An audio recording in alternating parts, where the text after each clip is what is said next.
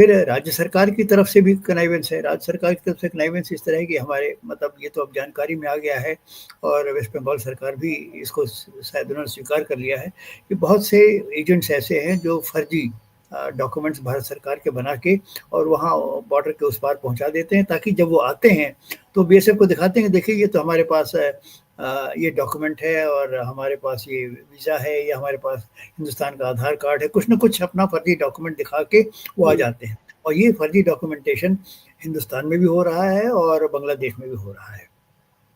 अभी हाल में जी राजीव कुमार जो इस समय शायद वेस्ट बंगाल के डायरेक्टर जनरल, उन्होंने कहा था कि जो पासपोर्ट बनाने की प्रक्रिया है उसको हम लोग फिर से पूरी तरह से उसका सर्वेक्षण कर रहे हैं और इसमें जो लीकेज है, जो फर्जी पासपोर्ट बन रहे हैं या वीज़ा बन रहे हैं, उसको हम बंद करने की कोशिश करेंगे। उन्होंने स्वीकार किया था कि इस तरह की फर्जी डॉक्यूमेंट्स बनाने के रैकेट्स काम कर रहे हैं वेस्ट बंगाल के अंदर। जी, तो कौन-कौन से ऐसे ज़िले हैं जहाँ पर ख़ास तौर पे अगर पश्चिम बंगाल की बात की जाए, तो पश्चिम बंगाल में कौन से ऐसे ज़िले हैं, डिस्ट्रिक्ट हैं, जहाँ ज़्यादा घुसपैठ देखी जाती है और जहाँ ज़्यादा फ़र्ज़ी पहचान पत्र के रैकेट चलते हैं? देखिए, मैं एकदम से आइडेंटिफ़ाई तो नहीं कर पाऊँगा, पर ब्रॉडली यही कहूँगा कि जो सीमावर्ती जनपद हैं, वहीं पे इन्फिल्ट्रेशन ज़्यादा है और वहाँ पे डिस्ट्रिक्ट ऑफ़िसर्स की तरफ से भी कुछ कनाइवेंस है, क्योंकि ममता बनर्जी ऐसे तो ख़ैर बड़ी अच्छी योग्य मुख्यमंत्री हैं, पर इस मामले में थोड़ा-सा उनकी सॉफ्ट कॉर्नर है कि ठीक है, जितने मुसलमान आते हैं, वो हमारे वोट बैंक बन जाएँगे और उससे हमारा सत्ता हमारी बनी रहेगी। इस तरह की उनमें एक कमज़ोरी ज़रूर है और उनकी तरफ से अगर सॉफ्ट कॉर्नर रहता है, तो वो सॉफ्ट कॉर्नर फिर आपको जिला एडमिनिस्ट्रेशन जो वेस्ट बंगाल के सीमावर्ती जनपदों में है, वहाँ भी वो परिलक्षित होता है। उधर जी। से जी। हुँ। तो सर जैसे मैंने शुरुआत में आपसे समझने की कोशिश की कि जिन लोगों को भारत-बांग्लादेश बॉर्डर की जानकारी नहीं है, अगर आप उनकी समझ के लिए बता पाएँ कि जब बॉर्डर पे बीएसएफ तैनात होती है, तो उसको स्टेट राज्य सरकार से किस तरह के कोऑपरेशन की ज़रूरत होती है? लैंड एक्विज़िशन क्या होता है? फिर किस तरह से वो बॉर्डर आउटपोस्ट या फेंसिंग करती है, उसमें राज्य सरकार से कितने सहयोग की ज़रूरत होती है? क्या कितने मतलब गैप्स भी रह गए जाते होंगे?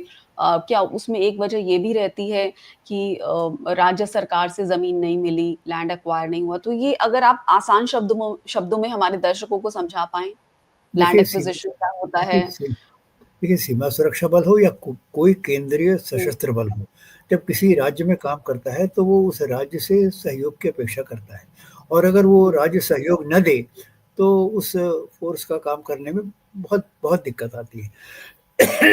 अब वो इंटरनल सिक्योरिटी ड्यूटी में गए हों या हुँ, फेंसिंग लगाने गए हों या कोई भी काम करने गए हों, पहली बात हुँ, उनको ठहरने की जगह चाहिए। वेस्ट बंगाल सरकार या जो भी सरकार हो, महाराष्ट्र सरकार, जहाँ भी जाएँगे वो ज़मीन देगी हुँ, कि साहब आप यहाँ रह सकते हैं। रहने के बाद जी, फिर यह है कैंपिंग के लिए जो कुछ साज़ो-सामान चाहिए, लोकल टेंट वालों से टेंट मिल जाए हमें, हमारी प्रोविज़न्स के लिए सप्लाई लाइन कहाँ से बनेगी, पानी कहाँ से आएगा, पूरी मतलब सप्लाई चेन हमारी होनी चाहिए। तो सप्लाई चेन में मतलब लोकल गवर्नमेंट का अगर सहयोग होगा तो सप्लाई चेन प्रभावी ढंग से हो जाएगी और इनकी ज़रूरतें पूरी हो जाएँगी।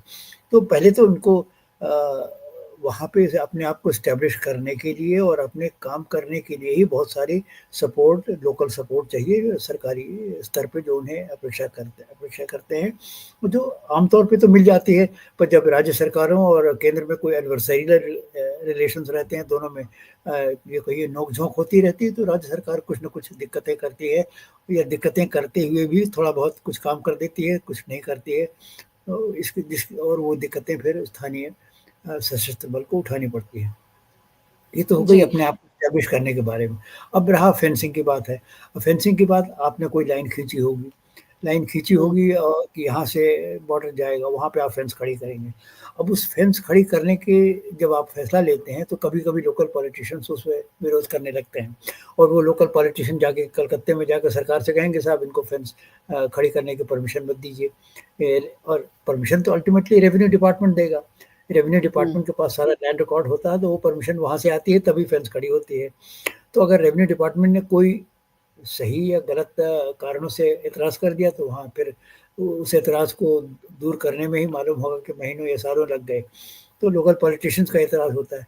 फिर जो अ ये कहिए कि अराजक तत्व हैं जो उस सीमा से जिनका अवैध व्यापार चलता है। अवैध व्यापार में कैटल स्मगलिंग हो सकती है, यहाँ से हिंदुस्तान से बड़ी भारी संख्या में बांग्लादेश को कैटल स्मगल होता है, ख़ास तौर से हुँ, गायें बहुत जाती हैं। और हुँ, सच्चाई तो ये है कि इसमें हिंदू बहुत लगे हुए हैं, ऐसी बात नहीं है कि सब हुँ, ये मुसलमान ही ये काम कर रहे हैं, हिंदू भी बहुत लगे हुए हैं जो अपने कुछ पैसा कमाने के लिए अपना ये कैटल स्मगलिंग करते रहते हैं।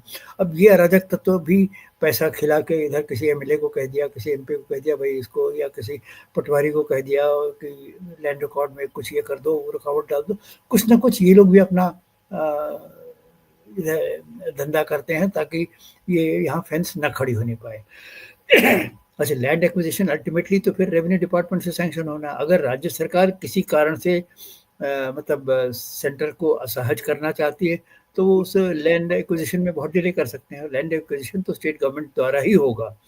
तो इस तरह से मतलब कदम-कदम पे मतलब राज्य सरकार के सहयोग के बिना केंद्रीय बल न तो वहाँ रह सकता है, खाने-पीने को या टेंटेज की समस्या को अगर आप ध्यान में रखिए, और न ही अपना कार्य अच्छी तरह से संपादित कर सकता है। तो अगर राज्य सरकार का रुख सहयोगात्मक है तब तो बात बन जाएगी और फेंसिंग खड़ी होने में कोई दिक्कत नहीं होगी। पंजाब में जब हमने फेंस खड़ी की थी तो केंद्र सरकार और राज्य सरकार दोनों जिसे कहते हैं they were on the same page, एक ही पेज पे थे, तो हुँ, फटाफट काम होता गया और सैंक्शन आते गए और सीपीडब्ल्यूडी ने फेंस खड़ी कर दी। अब यहाँ पे जो हुँ, मामला है दरअसल काफ़ी टेढ़ा है। और राज्य सरकार से सहयोग मतलब वो खुलेआम कह भी नहीं सकते हम फेंस नहीं लगाने देंगे, पर ये है कि अंदर ही अंदर खुरपेंच करके कोई न कोई रुकावट डालते हैं। तो ये लैंड एक्विजिशन बड़ा डेलिकेट मामला है और जब तक लैंड एक्वायर ना हो जाए, भारत सरकार का ना हो जाए, तब तक वहाँ पे फेंस नहीं खड़ी हो सकती। तो इसके लिए राज्य सरकार के सहयोग जहाँ नहीं मिलता है, वहाँ पे फिर बड़ी दिक्कत होती है। और आज की तारीख में हालाँकि भारत सरकार कहती है करीब 75% तो हमारी फेंस लग गई, पर 25% भी काफ़ी क्षेत्र होता है और इसमें कुछ रिवराइन एरियाज़ भी हैं। ये क्षेत्र अभी भी खुले हुए हैं और यहाँ से अभी भी ये मतलब ये यदाकदा नाजायज़ और कार्रवाई ये ज़्यादा इलाका पश्चिम बंगाल में है? बड़ा हिस्सा जहाँ फेंसिंग नहीं हुई, जहाँ लैंड एक्विजिशन नहीं हुआ? जी हाँ, सबसे बड़ा हिस्सा इसका बंगाल में ही है। जी, वहाँ से अच्छा, सबसे सबसे ज़्यादा दिक्कत वहीं से है, वो असम से तो कोई दिक्कत है नहीं और त्रिपुरा से भी ठीक है और मणिपुर से भी ठीक है, बाकी जगहों से ठीक ही है। जी। जी। और जो फेंसिंग की अगर हम बात करें तो उसके लिए लैंड एक्वायर करना होता है बीएसएफ को राज्य सरकार ज़मीन देगी तब वो कर पाएँगे अपने जो भी बॉर्डर इंफ्रा है बना पाएँगे। अब ऐसे में क्या ऐसा नहीं लगता कि जो लैंड एक्विजिशन का प्रोसेस है, उसको जब वो सिक्योरिटी की बात आ जाती है, जब वो देश की सुरक्षा की बात आ जाती है, जब वो बॉर्डर की बात आ जाती है, तो उसे नॉर्मल प्रोसेस से एक तरह से डीलिंक्ड कर दिया जाना चाहिए। मतलब ऐसा नहीं है कि 2 साल, 1 साल, 5 साल, 10 साल, 20 साल, 30 साल, 40 साल मतलब इतना लंबा समय मतलब 80s में शायद फेंसिंग का काम शुरू हुआ है, तो हुँ। अब हम 2025 में हैं। मतलब और कितना समय चाहिए पश्चिम बंगाल को कि देखिए वो देखिए ज़मीन देने में देखिए समय लगाए, ये अगर बॉर्डर को चीन पोरस जैसी रखें? अगर चीन जैसी हुकूमत हो तो शायद 2 महीने में ही सारी ज़मीन एक्वायर हो जाएगी और जो भी विरोध होगा उसको कुचल के वो कर लेंगे। पर हिंदुस्तान में आप जानते हैं जो डेमोक्रेसी है और जिस तरह से लैंड रिकॉर्ड्स मेंटेन होते हैं, जिस तरह से रेवेन्यू डिपार्टमेंट काम करता है, आप कुछ नहीं, आप एक प्लॉट एक क से ख को हस्तांतरित करने की कोशिश करिए, खरीदने में। जाके देखिए तहसील में कितनी दिक्कत होती है, कितने डॉक्यूमेंट्स में साइन करना पड़ता है, आप नाक रगड़नी पड़ती है। तो मतलब हिंदुस्तान में जो काम करने का तरीका है वो अभी वही ब्रिटिश सरकार ने जो लगा दिया था वही चला जा रहा है और इसको अब स्टेट लिस्ट में ये स्टेट गवर्नमेंट के अधीन आ जाता है ये काम, इसलिए इसमें केंद्र सरकार ज़्यादा दखल नहीं दे सकती। और अगर आप इसको ये कहिएगा किसी ने साहब ये बॉर्डर के जो ज़मीन है ये अब स्टेट लिस्ट से यूनियन लिस्ट में की जाती है, ऐसा करके देखिए क्या तूफ़ान मचता है। तो यहाँ राज्य सरकारें जहाँ मतलब विरोध करना चाहती हैं तो वो अब बस वो डेमोक्रेसी इन डेंजर और फलाना-ढिकाना करके हल्ला मचाएँगी और federal federal system is in danger और कॉन्स्टिट्यूशन का सैबोटाज हो रहा है, ये सब तरह की बातें शुरू हो जाती हैं। फिर सरकार भी घबरा जाती है कि भई ये क्या मुसीबत है, इस तरह की बात अगर ज़्यादा चल पड़ेगी तो हमारा भी वोट कट जाएगा, हमें हमारी भी हुकूमत चली जाएगी। तो ये दिक्कतें हैं। देखिए हमारा काम करने का तरीका लोकतांत्रिक है और इस लोकतांत्रिक तरीके में बड़ी दिक्कतें आती हैं। उन दिक्कतों से जी, निपटते हुए भी सरकार किसी तरह से देखिए फेंसिंग फिर भी पूरे वेस्टर्न बॉर्डर पे हो ही गई है। Rajasthan border, Gujarat border, Punjab border और कश्मीर का भी काफ़ी बड़ा बॉर्डर फेंस हो चुका है और अब म्यांमार बॉर्डर की फेंसिंग की बात हो रही है। जी। सबसे ज़्यादा दिक्कत तो पश्चिम बंगाल में आ रही है ना हमें, हमारा बॉर्डर अनफेंस्ड है वहाँ पर एक बड़ा हिस्सा पश्चिम बंगाल में, वहाँ अगर लैंड एक्विजिशन में दिक्कत आ रही है और फिर घुसपैठिए देश के सारे इलाकों में वहाँ से फैल रहे हैं। तो यहाँ राज्य सरकार को फिर ज़िम्मेदारी एक तरह से समझनी चाहिए कि राष्ट्र की सुरक्षा, घुसपैठियों का पूरे देश में फैल जाना, देखिए इसके लिए कौन ज़िम्मेदार है फिर? इस देश में जो हमारे आज का नेता है, वो राष्ट्र की सुरक्षा को बाद में सोचता है। पहले वो अपनी चाहता है कि हमारी जायदाद यानी हमारी पावर बनी रहे, हमारी सत्ता बनी रहे, हमारी पार्टी पावर में आती रहे। उसके बाद समाज का क्या होता है, आदमी की तरक्की होती है कि नहीं, अर्थव्यवस्था तरक्की करती है कि नहीं, राष्ट्र सुदृढ़ होता है कि नहीं, ये बाद में सोचता है।